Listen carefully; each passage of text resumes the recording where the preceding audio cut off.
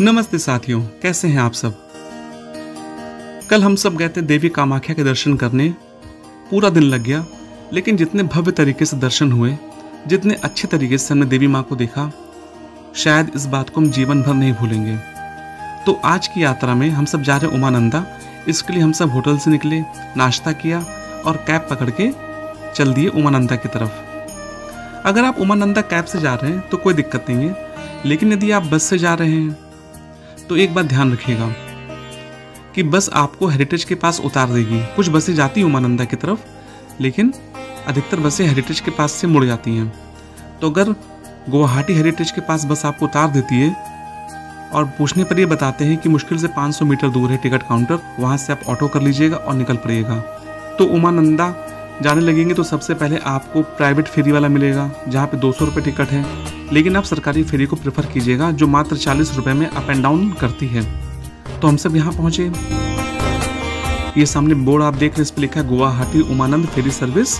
इसका टिकट आप ऑनलाइन भी बुक कर सकते हैं। हाँ, जो भी यात्रा का समय होगा उससे कम 2 से 3 घंटे पहले आपको बुक करना होगा। यदि आप सोचें कि 10 मिनट पहले बुक कर लेंगे तो क्लोज हो चुका होता है। रेट वही है, बस 10 रुपये कन्वीनियंस फीस के रूप में लिए जाते हैं। हम सब भी पहुँच गए उमानंदा जाने वाली बोट पर, और यहाँ पहुँचने के बाद सबसे पहले हमने टिकट लिया। टिकट की लाइन बहुत लंबी नहीं थी। इसकी टाइमिंग्स फिक्स है और बिल्कुल एक्यूरेट टाइम पर छूटती है, इसलिए यहाँ आने से पहले आपको यहाँ की टाइमिंग्स के बारे में पता होना चाहिए। तो सबसे पहले हमारे साथी लाइन में जाके लग गए और उन्होंने टिकट काउंटर खुलने पर टिकट लिया। हम 5 लोग थे, बच्चों का टिकट नहीं पड़ता। 40 रुपये के हिसाब से टिकट हमने ले लिए और टिकट लेने के बाद फेरी को आने में करीबन आधे घंटे का समय था, तो हम सब वहाँ पर इंतज़ार करने लगे। फिर यहाँ पर हमें एक बोर्ड दिखा जिस पर उमानंदा जाने और वहाँ से वापस आने वाली फेरी की टाइमिंग्स लिखी थी। ये देखिए बोर्ड सामने लगा हुआ है। पहली फेरी 9 बजे छूटती है उमानंदा के लिए और आखिरी 3:30 बजे, और वापसी के लिए पहली फेरी 9:30 बजे है और वापसी की आखिरी फेरी 4:45 बजे शाम को है। बहुत दूर नहीं है, 15 मिनट का लगभग सफ़र है। तो आप जब भी जाइएगा तो वापसी के समय फेरी के समय को बहुत ध्यान में रखिएगा, क्योंकि बिल्कुल एक्यूरेट टाइम पर ये फेरी वहाँ से निकलती हैं। जाते समय अपने साथ आप पानी जरूर रखिएगा, क्योंकि यहाँ पे कोई नल नहीं लगा हुआ है जिससे आप पानी की बोतल भर सकें, इसलिए पानी अपने साथ लेकर आइएगा या आपको यहाँ पर पानी लेना पड़ेगा। कुछ देर वेट करने के पश्चात हमारी फेरी आ गई, जिस पे हम सब सवार हो गए। बैठने की पर्याप्त जगह थी, लेकिन साथियों क्या बताएं आपको, इतनी भीषण उमस थी। टेम्परेचर ज़्यादा नहीं था, लेकिन उमस इतनी ज़्यादा थी कि बैठना मुश्किल हो रहा था। और हमारी तरह अधिकतर पर्यटक डेक पर आकर खड़े हो गए और वहीं से नज़ारे देखने लगे। हम सब ने भी काफ़ी देर तक बाहर खड़े रहे। बाहर धूप भी काफ़ी तेज़ थी, लेकिन कम से कम अंदर की इतनी उमस तो यहाँ नहीं थी। सो यहाँ पर रहे, फ़ोटो खिंचाई और अपनी फेरी के चलने का इंतज़ार करने लगे। करीबन 10:15 बजे, जो कि बिल्कुल एग्जैक्ट टाइम था उस समय, फेरी अपनी वहाँ से निकली और हम सब चल पड़े उमानंदा की तरफ। जय महाकाल, जय महादेव। जब बोट चल रही हो तो इस बात का ध्यान रखिएगा कि बोट के रेलिंग्स में गैपिंग ज़्यादा होती, तो छोटे बच्चे रेलिंग के पास ना खड़े हों। कुछ जगहों पर ये गैपिंग काफ़ी बढ़ जाती है, तो आप इस बात का पूरा ध्यान रखें कि आपके बच्चे सेफ दूरी पर हों और आप एंजॉय कर सकें। गुवाहाटी असम का एक ऐतिहासिक रूप से महत्वपूर्ण शहर है, जहां प्राचीन काल से विभिन्न धर्मों के देवी देवताओं के कई मंदिर हैं। शहर में उमानंद मंदिर समृद्ध भारतीय परंपरा और विरासत का एक भव्य उदाहरण है। भगवान शिव को समर्पित इस मंदिर में अक्सर भक्त आते हैं, खासकर हिंदू परंपरा के शैव संप्रदाय के लोग। ब्रह्मपुत्र नदी के मध्य में पीकॉक द्वीप पर स्थित उमानंद मंदिर गुवाहाटी के सबसे प्राचीन स्थलों में से एक है।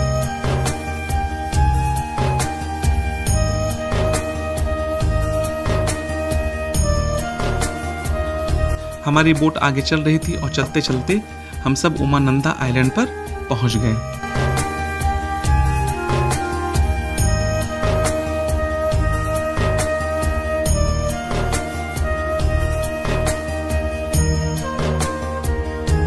बाहर निकलने के बाद सबसे पहले हम सब उन सीढ़ियों के पास आकर खड़े हो गए जहाँ से उमानंदा की चढ़ाई शुरू होती है। चढ़ाई ज़्यादा नहीं है, कुछ ही सीढ़ियाँ हैं, लेकिन साथियों जब फेरी रुकती है तो एकाएक सभी लोग ऊपर चढ़ना शुरू करते हैं। तो इस स्थिति में आप अगर अकेले तो जा सकते हैं, लेकिन अगर आपके साथ बच्चे हैं तो मेरी बात मानिएगा, 5 मिनट के लिए कहीं बैठ जाइएगा। ये जो सामने आप अपार भीड़ देख रहे हैं, मुश्किल से 5 मिनट लगेगा और ये भीड़ खत्म हो जाएगी। हमने भी ऐसा किया, बच्चों को लेकर किनारे बैठ गए और मुश्किल से 5 ही मिनट के बाद रास्ता पूरा खाली हो गया। उसके बाद हमने चढ़ाई शुरू की।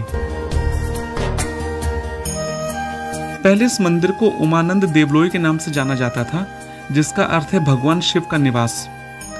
मंदिर का निर्माण 1694 में फुकन गदाधर सिंघा द्वारा कराया गया था।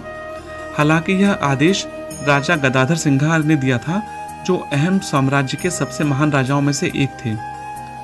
जब कामरूप में मुगल शासन स्थापित हुआ तो उमानंद मंदिर को मुगल सम्राटों जहांगीर और औरंगजेब से दान मिला। बाद में 1897 में एक भूकंप ने इसे नष्ट कर दिया और एक धनी स्थानीय व्यापारी ने भक्तों की पूजा करने के लिए इसका पुनर्निर्माण किया। शब्द उमानंद 2 हिंदी शब्दों से मिलकर बना है, जिसमें उमा का अर्थ है भगवान शिव की पत्नी और आनंद का मतलब है खुशी। अगर इस मंदिर के इतिहास से जुड़ी किंवदंतियों पर विश्वास किया जाए तो भगवान शिव यहाँ भयानंद के रूप में निवास करते हैं। पर्वत का नाम उस कहानी से लिया गया है जिसमें कहा गया है कि भगवान शिव ने कामदेव को तब भस्म कर दिया था जब उन्होंने भगवान शिव के ध्यान में बाधा डाली थी। हमारे साथ बच्चे थे, वो थोड़ा परेशान हो रहे थे, गर्मी बहुत ज़्यादा थी, लेकिन उन लोगों की हिम्मत बढ़ाते हुए, उनको पानी पिलाते हुए, उनको ठंडी चीज़ देते हुए हम सब इनको ऊपर ले आए और ऊपर आने पर प्रसाद लिया। प्रसाद सभी दुकानों पर एक ही कीमत का मिलेगा, जो हमें मिला था 50 रुपये में, लेकिन इस स्थान पर यह कीमत ज़्यादा नहीं है। और प्रसाद लेने के बाद हम सब मंदिर की तरफ बढ़ चले। मंदिर का परिवेश सुंदर है, जो इसे प्रकृति प्रेमियों के लिए आदर्श बनाता है। उमानंद मंदिर में भगवान शिव के अलावा अन्य 10 देवी देवता हैं। असम में शीर्ष पूजा स्थलों में होने के अलावा यह मंदिर आराम से बैठने और जगह की सुंदरता को आत्मसात करने के लिए एक शानदार जगह है। ये जो सामने आप मंदिर देख रहे हैं, यही इस मंदिर का प्रवेश द्वार है और ये प्रवेश द्वार की हाइट थोड़ी कम है, तो आप थोड़ा अपना सर बचा के निकलिएगा। अंदर जाने पर देवों के देव गणपति, जिनकी पूजा हम सभी देवताओं में सबसे पहले करते हैं, उनका मंदिर स्थित है।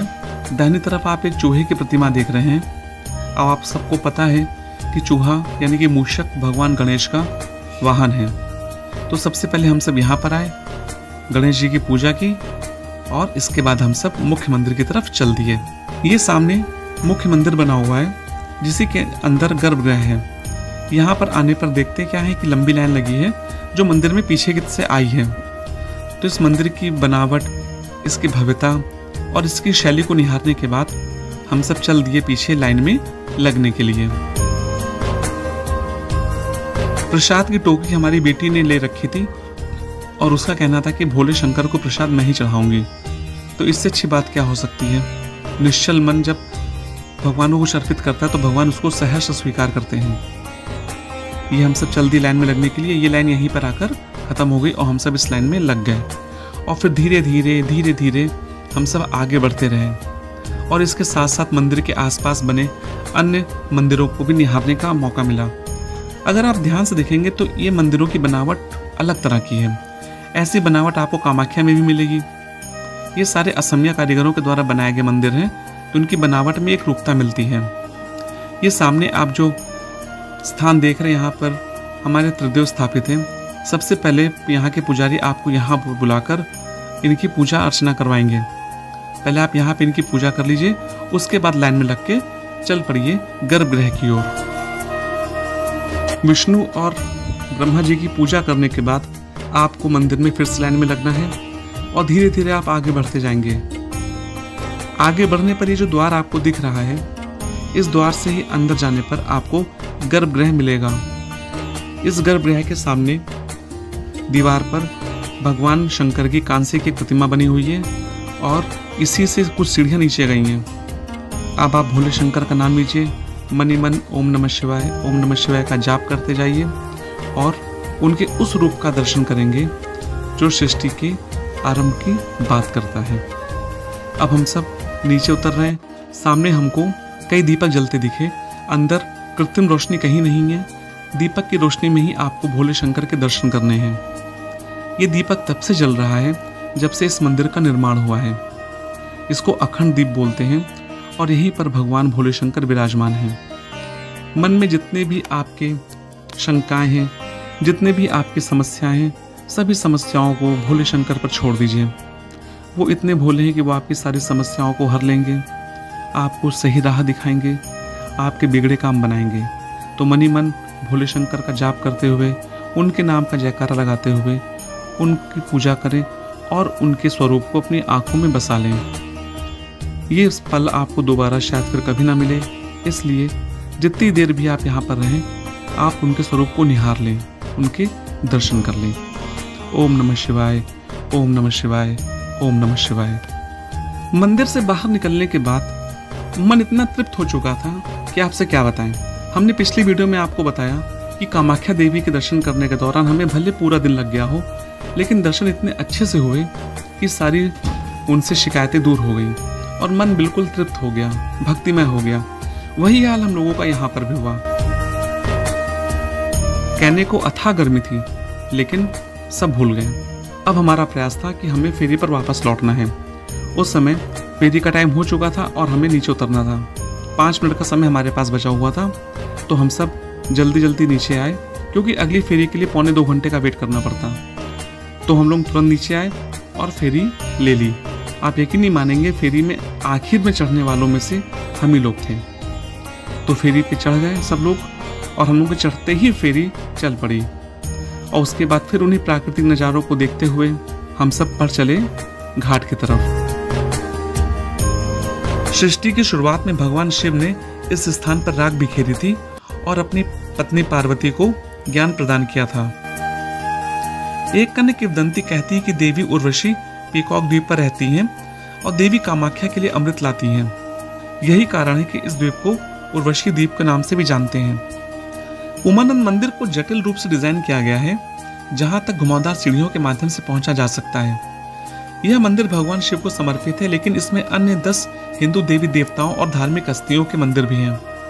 भगवान सूर्य, भगवान गणेश, भगवान शिव के साथ साथ भगवान विष्णु के 10 अवतारों की मूर्तियां समावेशी उमानंद मंदिर परिसर में स्थापित है। यह मंदिर वास्तव में महान असमिया शिल्पकारों और वास्तुकारों की निपुणता का प्रतीक है। ठंडी हवाओं का आनंद लेते हुए घाट की तरफ बढ़ चले। मुश्किल से 10 मिनट चलने के बाद हम सब घाट पहुंच गए। घाट पहुंचने के बाद घाट के बाहर से हमें पलटन बाजार यानी अपने होटल जाने के लिए बस मिल गई। बस ली, उसने मुश्किल से 10 मिनट लिए, 15 मिनट लिए और हमें अपने होटल के सामने उतार दिया। तो साथियों, आशा करता हूँ कि आपको वीडियो पसंद आई होगी। भोले शंकर के दर्शन मन से कीजिएगा, वीडियो स्किप मत कीजिएगा।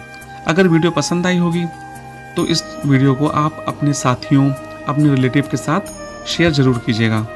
अगर आपने चैनल को अभी तक सब्सक्राइब नहीं किया है तो प्लीज़ प्लीज़ प्लीज़ सब्सक्राइब कर लें। तो मिलते हैं साथियों अगले किसी वीडियो में। तब तक के लिए अपने साथी अनुपम अग्रवाल को इजाज़त दीजिए। नमस्कार।